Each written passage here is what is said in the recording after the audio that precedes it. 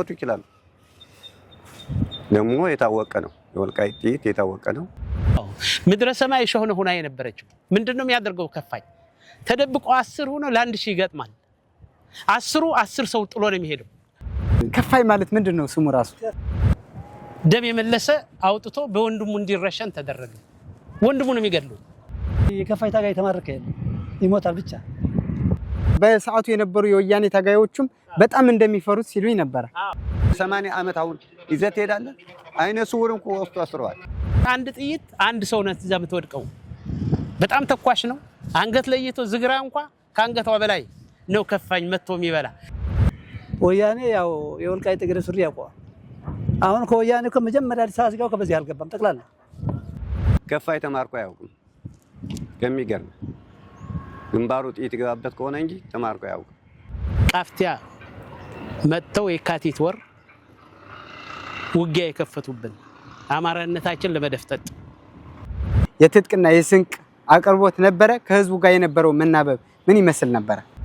ቃፍቲያ በዚህ በአወራ በአቆወርቅ በዚህ በብርሃ ማለት ነው። በዚህ በባዕከል ዙሪያ አቅመ ተዋግቻለሁ። የጠለምትና የአርማጭሆ ስንት ጀግኖች ያለቁበት ትግል ነው የከፋይ ትግል። ቁሱ በደንብ እያጠበ ያለ ሰው ይስድድ ነበር እንጂ አንደኛው የምናገኘው ከነሱ ነው። በወልቃይት ጠገዴ ምድር በሁሉም አካባቢ ነው የነበረው። ሜዳ መነጽር ራሱ ከኔ ጋር ነበር። አንስቼ መሳሪያ ማርኬ ክላሽ ማለት ነው አምጥቼ ለመብራት ታዘበ ለህቱ ልጅ ነው ያስረከብኩት። በሰለጠነ ሰዓት ባሰለጠነ ሰዓት አልሆነለት ሰው ገለለ ሞት ግል ሰው አያልቅም። ለሱዳን የነበረ ህዝባችን የኛ የወልቃይት ጠገዴ ሰው ስንት ስቃይና ስንት መከራ በልተዋል። ሌሎችም ኃይላት ከነበሩ አብሮ በጥምረት ከነሱ ጋር ከመታገል አንፃር ትግላችሁ የከፋይ ትግል ምን ይመስል ነበር? የወልቃይት ጠገዴ የአማራ ሚዲያ እንግዲህ ጠንክሩ፣ በርቱ፣ አይዛችሁ ከጎናችሁ ነን። የሰውነታችን ማቀዝቀዣ እና ስነ አእምሮ አይሰራም። እንግዲህ በተስፋ አይደል ምን ታገለ የነበረ ተስፋችንማ ምንም እንትን አላልን ማለት ነው። ተስፋችን አልተቋረጠም ማለት ነው። ሱዳን ያው አባሎች ነበሩ፣ ጽፌት ቤቱ ነበረ፣ ብዙ የሚደግፉ ነበር በሐሳብም በአንዳንድ ማተሪያል። ከፋይ ማን ነው? የከፋይ ትግል መቼ ነው የተጀመረው? እንዴት ነው የተጀመረው? እንዴት ነው እያለቀ ያለው?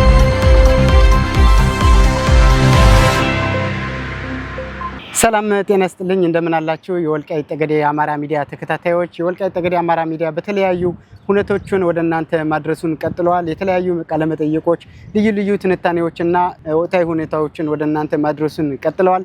ዛሬ ደግሞ የወልቃይት ጠገዴ ህዝብ ሲነሳ አብሮ ከጎኑ የሚነሳ በታሪክም ከፍተኛ ተያያዥነት ያለው የከፋይን ትግል መርጠናል። የከፋይ አባቶች አብሮ የታገሉ አባቶችም እኔ ጋር ዛሬ ቆይታ ያደርጋሉ። አብራችን እንድትሆኑ በክብር ጋብዛለሁ። ሚዲያው አዲስ ነው። ሼር፣ ሰብስክራይብ እና ላይክ በማድረግ የሚዲያውን ቤተሰብ እንዲሆኑ ጋብዛለሁ። አብራችን ቆዩ። እንግዲህ ለቃለ መጠይቅ ፈቃደኛ ስለሆናችሁልኝ እጅግ አድርጌ በወልቃይት ጠገዴ አማራ ሚዲያ ላመሰግናችሁ ፈልጋለሁ። እናመሰግናለን። ስሞትን ያስተዋውቁ። እሺ፣ ገበያው ላቀው እባላለሁ። ያው እንግዲህ በከፋኝ በሚለው ድርጅት ከመጀመሪያ ጀምሮ ከ1972 ዓመተ ምህረት ጀምሮ እስከ ዛሬው ዕለት በትግል ላይ ይገኛለሁ። እኔ አባይ ተሻገር እባላለሁ። የወልቃይት ጠገዴ ተወላጅ ነኝ። የከፋይ ተሳታፊ አባል ነበር። ስሜ አለነ ምላው እባላለሁ። ወልቃይት ጠገዴ ነው ትውልዴ። የከፋይ አባልም ነበርኩ። መልካም እንግዲህ እጅግ አድርጌ ደግሜ ላመሰግናችሁ ፈልጋለሁ። አቶ ገበያው እሳቸው ጋር ልምጣና ምናልባት የከፋይ ትግል ሲባል ረጅም ዓመታት ያለው በወልቃይት ጠገዴ ህዝብ ደግሞ ጉልህ ሚና የነበረው ነውና እንዴት ነበር አጀማመሩ? እንደው በዛ ብንጀምር ብዬ ነው። አዎ በጣም ጥሩ። እኔ እንግዲህ የወልቃይት ጠገዴ የአማራ ሚዲያ መጀመሪያ ማመስገን እወዳለሁ። ማመስገን ብቻ ሳይሆን አይናችን ጆሮአችን የኛ ትግል የሚያሳውቅና የሚተነትን ሚዲያ ማግኘታችን ራሱ በጣም ለፈጣሪም ጭምር ታመሰግናለሁ። ይሄ ሚዲያ ማለት ምንድነው? ከፋይ ማን ነው? የከፋይ ትግል መቼ ነው የተጀመረው? እንዴት ነው የተጀመረው? እንዴት ነው እያለቀ ያለው ነው አሁን ማሰሪያው። ስለዚህ ምንድነው ይሄ ሚዲያ ስላገኘን ነው አሁን ለዚህ የበቃን። ካሁን በፊት የነበሩ ሚዲያዎች አሉ፣ መራ ሚዲያ አለ፣ ሌሎች ሚዲያዎችም አሉ።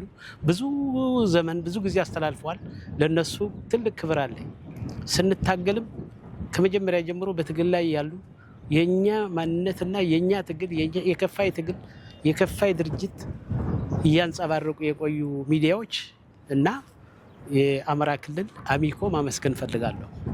ዋናው እኛን ከፋይ እንዴት ጀመረ፣ እንዴት ተጀመረ፣ እንዴት ተነሳ በሚለው ልክ 1972 ዓ.ም ቃፍቲያ መጥተው የካቲት ወር ውጊያ የከፈቱብን አማራነታችን ለመደፍጠጥ ቃፍቲያ ጀግኖች ወደ 70 ምናምን ሲገሉ የኛ 12 ጀግኖች ሙተውብናል። የቃፍቲያ አድህርዲ ጎድጎዳ የሚባል ቀበሌ ማለትና ማይርሃን የሚባለው በዛን ጊዜ ጀምሮ ልክ እንደገና 72 ነሐሴ 15 መጥቶ አድገሹ ከተማ አሰሩን።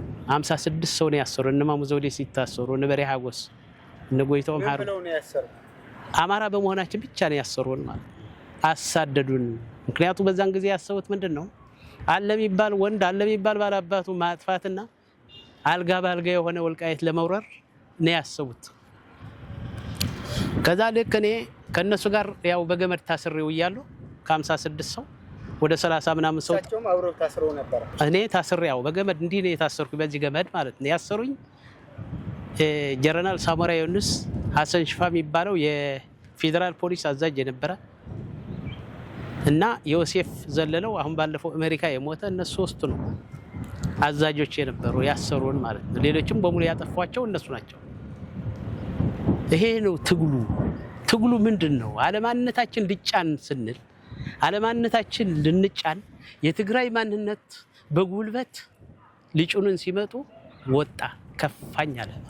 እምቢ አልገዛም ብሎ ሙሉ በሙሉ ከፍተኛ ውጊያ ሴቱም ወንዱም ሳይቀር ውጊያው የተሳተፈበት ነበር። ከፋይ ማለት አለማንነታችን ስንጫን ነው ከፋኝ ያለው። አለማንነታችን ሲመጣብን ነው ከፋኝ ያለው። የትግራይ ወንበዴ ተገንጣይ ስለሆነ ከፋይ ልንገነጠል ነው። ታላቋ ትግራይ ወልቃይት ይዞ ጠገዴ ይዞ አርማጭሆ ጠለምትን ይዞ ነው የሚገነጠል ተብሎ ነው በዛን ጊዜ ኃይለኛ ውጊያ የነበረው ማለት ነው። በዚህ ውጊያ የወልቃይት ጠገዴ የጠለምትና የአርማጭሆ ስንት ጀግኖች ያለቁበት ትግል ነው። የከፋይ ትግል ብዙ ከሌ ማለት ይቻላል። አርማጭሆም ጠለምትም ወልቃይት ጠገዴ ዋና ባለቤቱ ነበር ማለት። ስለዚህ ሶስቱን አራቱን የተሳተፉበት ነው የከፋይ ትግል ማለት። ከፋይ ማለት ምን ማለት ነው? መጨረሻ እንደገና በአርማጭሆ ዙሮ በሱዳን ኢሂደን የሚባል እንደገና በጀርባችን መጥቶ እንደገና ውጊያ ከፈተበት። በዚህ ህወሓት አለ፣ በዚህ ሌላ አለ። በብዙ በሱዳንና በምን አጣበቡንና ከፋኝ። ደርግ ከዚህ ከወልቃይት ጠገዴ ጠቅልሎ ወጣ። ከፋይ ብሎ ብቻውን ለወያኔ ገጠመ። መልካም እሳቸው ጋር ልምጣና ምናልባት የከፋይ ትግል ቅድም አቶ ገቢያውም ሲገልጹት ነበረና በአጠቃላይ በወልቃይት ጠገዴ ህዝብ ብዙ ድጋፍ ነበረው ወይም ደግሞ የሎጂስቲክስ የምንለው ለምሳሌ የትጥቅና የስንቅ አቅርቦት ነበረ። ከህዝቡ ጋር የነበረው መናበብ ምን ይመስል ነበረ? አዎ ከፋይ በራሱ ትጥቅና በራሱ ጥይት ለሀገሩ እምቢተኛ ብሎ ተነስቶ ወያኔ ወራሪ ሲመጣ ትግሬ ወራሪ ሲመጣ ለሀገሩ ከፋይ ብሎ ተነሳ። ከፋይነቱ ለሀገሩ በጣም ተቆርቋሪ ስለሆነ ሀገሩ እንዳይወረስ ሀገሩ እንዳይል ከፋይ በዚህ ተነሳ። በራሱ ትጥቅ በራሱ ጥይት በራሱ ስንቅ አድርጎ ሲዋጋ እስከ 80 ዓመተ ምህረት ሲዋጋ ነበር። ብዙዎችም የኛ ሰዎችም ጠፍተዋል። በዚያም በ72 ዓመተ ምህረት ብዙ የሚጠቀስ ከፈለክ ብዙዎች አሉ። እኔም አጎቴ ጠፍተዋል፣ ወንድሞቼ ጠፍተዋል። መጀመሪያ ሀ ብሎ ሲመጡ ማለት ነው። አጎቶትን ማን ይባል ነበር? ያሌው መብራት ይባላል። የመጀመሪያ እነ ማሙ ዘውዴና ያሌው መብራት እነ ደሻው ታፈረ ብዙዎች ነው የጠፉ። ያን ጊዜ ብዙዎች ጠፍተዋል። የመጀመሪያ ጋር ሀ ሲወስዳቸው እዚህ ማለት ነው። እኛም ከዚያ ጀምረን ከፋይ ብለን ተነስተን ስንቀሳቀስ ነበር ነው። እሳቸው ወጥተው ነበረ፣ ታግለው ነበር። ወጥቼ ነበር በ72 ዓመተ ምህረት በ72 ተወሰዱ። በ72 ዓመተ ምህረት እንቅስቃሴ ያደረገ ለብዙ ጊዜ ተዋግተናል። ለብዙ ጊዜም ወጥተን መከራና ስቃይ ተሰቃይተናል። ወያኔ ሲመጣ መሬቱ እንጂ ለህዝባችን ብሎ የመጣ ወያኔ አይደለም። ለመሬት ለመውረስ ነው የመጣ። ለምሳሌ እሳቸው የነበሩበት አካባቢ የት አካባቢ ነበረ? የትግሉ ሁኔታስ ምን ይመስል ነበረ? እንግዲህ እንደታጠቀ ነው። በእምባ ብርኩታን የተባለ ነው የጀመርነው እኛ። እምባ ብርኩታን ይባላል የነበርንበት ቦታ። በእምባ ብርኩታን በአድገሽ አካባቢ ነው ቤተሰቦቻችን የጠፉ ማለት ነው። ምናልባት እዛ ስትታገሉ አሁን መሪ ይሄ ሻለቃ ጋንታ የሚመራ ወይም የሚያስተባብር አካል ነበረ ወይስ ዝም ብላችሁ ሁላችሁ ወጣችሁ ብቻ መታገል ነው የነበረው? እየተታገልነ አንዳንዱም መሪ ነበር ነው ትንሽ ከኛ የተሻሉ አንዳንድ ምሁራን ያሉት ለመሪነት አድርጎ ሲመሩነ ነበሩ። መልካም እሳቸው ጋር ልምጣና ከፋይ ትግል እንዴት ነው የሚገመግሙት? ከፋይ ማለት ምንድን ነው ስሙ ራሱ? ከፋይ ማለት መጀመሪያ ወያኔ መጥቶ አገራችን እንትን ሲል በ1972 ዓመተ ምህረት በቃርቲያ ውጊያ ተጀምሯል። በአባቶቻችን ማለት ነው። የዛን ጊዜ እኔ 15 ዓመት እድሜ ነበር። ተጀምሮ ትግሉ ሲቀጥል ወያኔ መጀመሪያ ሲገባ እኛ እናንተን አንፈልግም፣ የወሰዳችሁት መሳሪያ የማረካችሁት መልሱልን፣ እኛ የምንፈልገው ለደርግ ነው አሉ። አሁን የዛን ጊዜ የተማረከ ትልቅ ሬዲዮ ነበረ፣ የመገናኛ ትልቅ ሬዲዮ ማለት ነው። መሳሪያም ነበረ። ከተመለሰ በኋላ መያዝ ጀመሩ። መያዝ ሲጀምሩ ትላልቆች እነ አለመንገድ አሸት እና በራ እንደሻው እነ ቢሮን ማገኘው እና አላቸው ጎላ እነ ሙራት ታዝ ብዙዎች የሀገራችን ሰዎች ወደ ደርግ ሄዱ። ከዛ ወደዛ ህዝቡ እየነቃ ሲሄድ እየወጣ እየታጠቀ ነው ጋር ትግል ጀመረ ማለት ነው። አሁን በትግል ላይ ሲዋጋቸው ምን አሉ? እነዚህ ሰዎች ከፋኝ አይደሉም፣ ስማቸው ባርኖስ ነው ብሎ ስም ሰጧቸው። እንግዲህ ወልቃይት ጠገዴ ሰው አገሩ ላይ ነው የሚበላ፣ አገሩ ላይ ነው የሚዋጋ። ባርኖስ ማለት እነሱ ናቸው ሳያገር የሚወሩ እንጂ የወልቃይት ጠገዴ ሰው ባርኖስ አይደለም። ባርኖስ ማለት ምን ማለት ነው? ባርኖስ ማለት ይትል አለ ሳር የሚበላ እህል የሚበላ የሚያጠፋ ጠቅላላ የሚያወድም ማለት ተምች ነው። እኔ በስተኩሌ በ1975 ዓመተ ምህረት ጀምሬ እስከ ከተቆራራጭ እስከ 82 ዓመተ ምህረት ታግያለሁ። ከፋይ አባል ሆነው ሲታገሉ ነበር። የት ታገሉ? ቃርቲያ፣ በዚህ በአወራ በአቀወርቅ፣ በዚህ በብርሃ ማለት ነው። በዚህ በባዕከል ዙሪያ ያቅሜ ተዋግቻለሁ። በወልቃይት ጠገዴ ምድር በሁሉም አካባቢ ነው የነበረው። በአርማጭሆ በጠለምት ያውም ጠለምት ነበሩ። እነ ኪዳነ ማርያም እነ ጀጃው እነ ምስጋናው በዚህ የሚባሉ ታጋዮች ነበሩ እኛ ጋር የሚገናኝ በጣም በጣም ጠንካራ ታጋዮች። እንዲያው ዝም ብለው የወታደር ስልት ያላቸው እኛ ጋር ሲታገሉ ነበር። ወያኔ ዙሮ ወያኔ ብቻ ሰው መግደል አይደለም ያውቃል የሚሉት ሰው ደግሞ ያስቀምጡት ታሪክ ያውቃል። ይሄ ታሪክ ያስተምራል፣ ይሄ የበጌ ምድር መሬት መሆኑ ያስተምራል የሚሉት ሰው ይዘው ያጠፋል። የከፋይ ትግልም ባይሆን ዝም ብሎ እዚህ የተቀመጠም ገበሬውም ያጠፉታል። አሁን አንድ ሰው ደህና አዋቂ ከሆነ ባለ 6 ብሎ ይወስዳል፣ በዛ ይቀራል። ከሄደ በቃ አይመለስም ጠቅላላ እና እንዲህ አድርጎ የወልቃይት ጠገዴ ሲታገል ነበር። ከዚህም ጭምር ሳይሆን ከሱዳን ጭምር ሲታገል ነበር። ሱዳን አሁን አቶ ጌዋው ላቆ እንዳለው በ81 ዓመተ ምህረት የካቲት 5 ቀን ቃርቲያ ውጊያ ብለን ነበር። ወደ ምርኮኛ ይዘን መጥተን ሆራ የካቲት 11 ቀን ከብት ገሱ ሰጥተን እዛ ራባን ማለት ነው። እዛ ምሳት ስትን በልተን ልክ በ14 ቀን ደርግ ለቀቀ። ጥሎት ደርግ ሲሻሽ ህዝቡ በጣም የተስፋ መቁረጥ እንግዲህ ሕክምና ታገኝ እንጂ ደርግ ሰው ቢመታ ተሳክማል አገባው ላይ ይታከማል። ከዛ ጀምሮ በ81 ጀምሬ እስከ 82 ዓመተ ምህረት እኔ በትግል ላይ ቆይቻለሁ። አሁን ሲያነሱልኝ ምርኮኛ ምናምን አሉ። ምናልባት የከፋይ ትግል ያው ውጊያ ነው። ትማረካለህ፣ ትገድላለህ፣ ትገደላለህና ምርኮኛ ስትማርኩ ምን ነበር የምታደርጓቸው?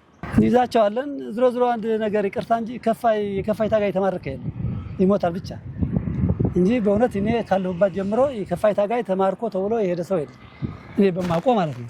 ግን ተመትቶ ይያዝ ይችላል። ከተመታ በኋላ ይያዛል። ስለዚህ ምርኮኛ ይዛችሁ ማለት ፖለቲካው ስልጠና ነው የሚሰጧቸው መልሳችሁ ወደዛ እንዲሄዱ ነው ምን ነበር የምታደርጓቸው በዛ ጊዜ የነበሩ ታጋዮች ሲማረኩ እናንተ ስትማረኳቸው አዎ ማርከን አሁን እኛ በ81 ማርከናቸው አምጥተን ለደርግ አስረክበናል ደርግ ያስተምራቸዋል ኮርስ ይሰጣል አስተምሮ ይሰጣል አቶ ገበያው እሳቸው ጋር ልምጣና ምናልባት ከሌሎች ኃይሎች ለምሳሌ ደርግም እዚህ አካባቢ ይታገል ነበርና ሌሎችም ኃይላት ከነበሩ አብሮ በጥምረት ከነሱ ጋር ከመታገል አንፃር ትግላችሁ የከፋይ ትግል ምን ይመስል ነበር? በ1973 ዓ.ም ከዚህ ሁመራ ከተማ ህዝባዊ ሰራዊት ብለን ጀመርነ ማለት ነው 1973 የመጀመሪያ ህዝባዊ ሰራዊት ነው የነበርነ ከደርግ አሁን አባዲ ተሻገር እንዳለው ደርግ 81 ሲለቅ ከፋኝ ባዶ ስንቀር ከፋይ እስከዛ ድረስ ህዝባዊ ሰራዊት ነበር አካባቢ ሚሊሻ የሚባል ነበር የወልቃይት ጠገዴ ራሱን ችሎ ነው ሲታገል የነበረው እኛ ከደርግ ጋር ነው የነበረው ኢትዮጵያውያን ስለሆነ ከዛ ጥሎን ሲሄድ ግን ምንድነው ሙሉ በሙሉ ቅድም አለነ ሲለው እንደነበር ትጥቃችን በራሳችን በምርካችን መሪ አለ ተመሪ አለ ስርዓት አለ ከማንም ቤት ገብተህ ብርጭቆ ውሃ መጠጣት አትችልም ስርዓት አለ መሪ አለን መሪዎቻችን ነብዩ ወንድማገኝ ነበሩ እነሱ ከሞቱ በኋላ ጣፍቲያ ጎድጎዳ ነው የሞተው 75 ዓመት ምረት ተዋግቶ ማለት ነው እኔ የሱ ሜዳ መነጽር ራሱ ከኔ ጋር ነበር አንስቼ መሳሪያ ማርኬ ክላሽ ማለት ነው አምጥቼ ለመብራት ታዘበ ለህቱ ልጅ ነው ያስረከብኩት ምሳሌ ምንድነው ከፍተኛ ትግል ነው የነበረ እንዳሁኑ አልጋ ባልጋ አልነበረም እንዳሁኑ ምናወራው አይደለም በጣም ከፍተኛ ትግል ነው የነበረ ትጥቃችን ከጠላታችን ነው አሁን አባዲ ተሻገር እንዳለው እኛን አንድ ሰው በታሪክ ተማርኮብን ያያቅም አይማረክም የወልቃይት ጠገዴ የጠለምት የአርማጭሆ ሰው ማለት እነሱ ስንማርካቸው ተምረው በደንብ አስተምረን ወደ ሱዳን ነው ሲሄዱ የነበረ በቀጥታ ሸኝተን እንልካቸው ራሳቸው ምስክርነት የሚሰጡ ብዙዎች ሰዎች አሉ ማለት እንደነሱ ቂም በቀል አናደርግም የነበረ ምክንያቱም እኛ ኢትዮጵያውያን ነን እነሱ ደግሞ ሌላ ተገንጣይ ናቸው እነሱ መስዋዕትና እኛን እየገደሉ እንደው የሚሄዱ እንጂ ሰደውን መልሶ ይገጥሙናል ስለሚሉ መግደል ነው የነሱ እኛ ደግሞ ሰዎች ናቸው ኢትዮጵያውያን ናቸው ብለን ስለምናስብ እነሱ ማርከን ቀጥታ አስተምረን እንመለቃቸው እኛ አስተምረን በስርዓት ማለት እና ምንድነው የከፋይ ትግል ማለት ኢትዮጵያዊነት አንድነት እኛ ኢትዮጵያውያን ነን በሚል ተጎረቤት የነበሩኮ ወልቃይት ነፃ አውጪ ውላችሁ የፈለገን እርዳችሁ እኮ ተብለናል ማለት ነው የኛ መሪዎች ተብለዋል ነው እኛ ኢትዮጵያውያን ነን ከማንም ጋር ግንባር ፈጥነን ኢትዮጵያናን ወጋም ያለ እኮ የመጀመሪያ ከፋይ ነው ኢትዮጵያዊነቱ ጭራሽ የማይክድ ባሁንም በማንነቱ ኢትዮጵያ የማይክድ የኢትዮጵያ መከላከያ ከጎኑ የቆመ ከጎኑ ነው ያቆመ ኢትዮጵያዊ ነው ከፋይ ማለት ከፋይ አላማ ያለው ማንነት ያለው ንጹህ አማራ የጎንደር አማራ የበጀምድር አማራ ነው ስለዚህ ምንድነው ከፋይ ማለት በጣም አላማ የነበረው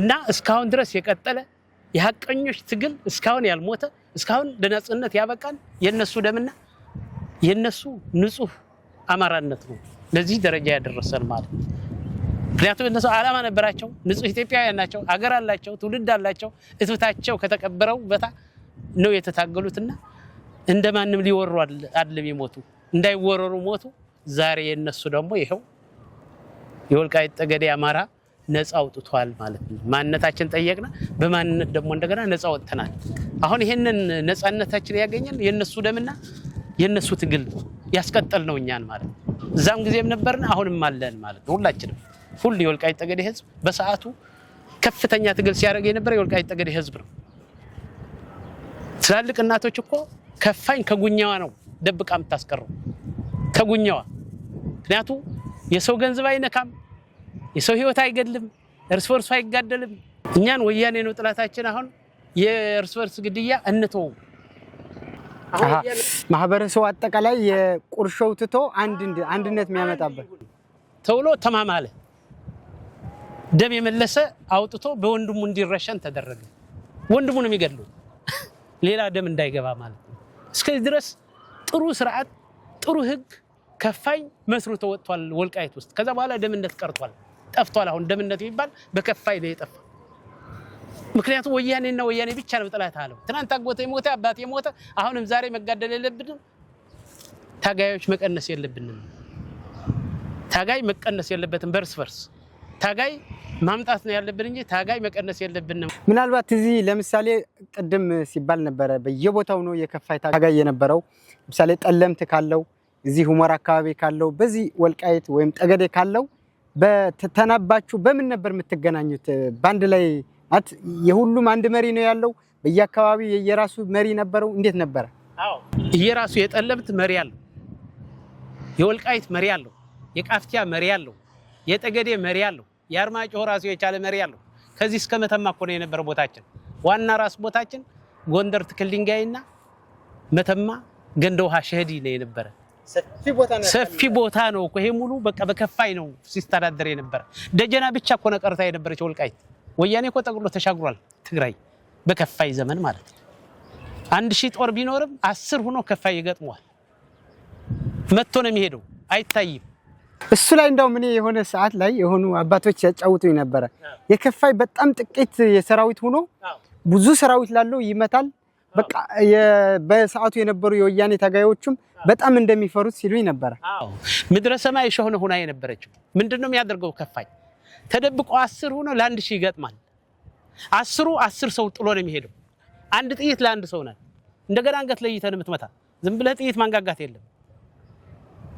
ከዛ በኋላ ምንድነው ከ1000 ወደ 1500 ነው የደረሱ። ከዛ በታች ከሆነማ ይመታል፣ አይወጣም። የኛ 100 የነሱ 1000 ጭራሽ አይችሉትም በውጊያ ማለት ነው። አይችሉም። ወልቃይት ሸው ነበረች ለነሱ ማለት ነው። ስለዚህ አንድ ጥይት አንድ ሰው ነው እዛ የምትወድቀው። በጣም ተኳሽ ነው። አንገት ለይቶ ዝግራ እንኳን ከአንገቷ በላይ ነው ከፋኝ መጥቶ የሚበላ። ከአንገት በታች ከመታ አይበላትም። እስከዚህ ድረስ ሲታገል የነበረ ነው። እሳቸው ጋር ልምጣና የከፋይ ትግል አጠቃላይ ሲነሳ ከዚህ ከአርበኝነት ጋር ይያያዛል። ከጥንት የመወራረስም አለ ጀግንነቱም አለ ይባላልና ምናልባት በዛ ጊዜ የነበረ የከፋይ ትግል ለአሁኑ ትውልድ በስነ ስርዓቱ ጀግንነቱ ተሸጋግሯል ማለት ይቻላል። መጀመሪያ የከፋይ ታጋይ ህዝብ ነው፣ ጠቅላላ ታጋይ ነበረ። ወልቃይት ጠገዴ ጠቅላላ ታጋይ። ምክንያቱ አቶ ገያው ላቆ እንዳለው የወልቃይት ጠገዴ ሰው አንደኛ መረጃ ይሰጣል። ለዚህ ታጋይ እንትን ሲለው የነበረ መረጃ በእኔ ያህል ቦታ አለ ጠላት አለ ከተባለ ጠላቱ ይመታል፣ መጥቶ ደግሞ ያመልጣል። ጠቅላላ አሁን በእውነት እንትን እንዳይመስል እንጂ ወያኔ ያው የወልቃይት ጠገዴ ሱሪ ያውቀዋል። አሁን ከወያኔ እኮ መጀመሪያ አዲስ አበባ ሲገባ በዚህ አልገባም። ጠቅላላ በዚህ አልገባም። አያገባውም፣ ህዝቡ ያውቃል። እስከ 84 እኮ ሲዋጋ ነበር የገባ በዚህ አድርጎ በወሎ አድርጎ አሁን በአምና ጀምራት በነበረ ቦታ በሳ ነው የሚገባ። መንገድ እሷን የማያውቃት በዚህ አይገባ እና ዙሮ ይህ ትግል ሲጀመር የወልቃይት ጠገዴ ሰው ተከዜ ሄዶ ይሸራሮ የኔ ነው አላለ፣ መሬት ስጡ ያላለ። ተከዜ ደንበራችን የወልቃይት መሬት አማራ ነን እኛ በእናንተ አንገዛም። ሶቱ ትግል የተጀመረ የከፋይ ትግልም የወጣበት ምክንያቱ ይሄ ነው ማለት ነው። ምክንያቱ ይሄ ነው። ሌላ ትግል እንትን የለው፣ ሌላ ዓላማ የለው። ዓላማው ደግሞ ጽኑ ዓላማ እንደነበረው የሰው ንብረት መዝረፍ፣ ራሱ እርስ በርስ መጋደል እንዳለው ህግ ወጥቶ ነበር። የሰው ገንዘብ የሚፈልግ በህጋዊ የሆነ እንትን ሰነድ አለው፣ በህጋዊ ሰነድ ይጠቀማል። ትግል ተወራራሽ ነው። ታጋይ ይሞታል፣ ትግል አይሞትም ተብሏል። ታጋይ ይሞታል፣ ትግል አይሞትም። እንግዲህ በእኛ በኩል እንግዲህ እኛ በእድሜ ሰጡ እስከዛም ቆይተናል።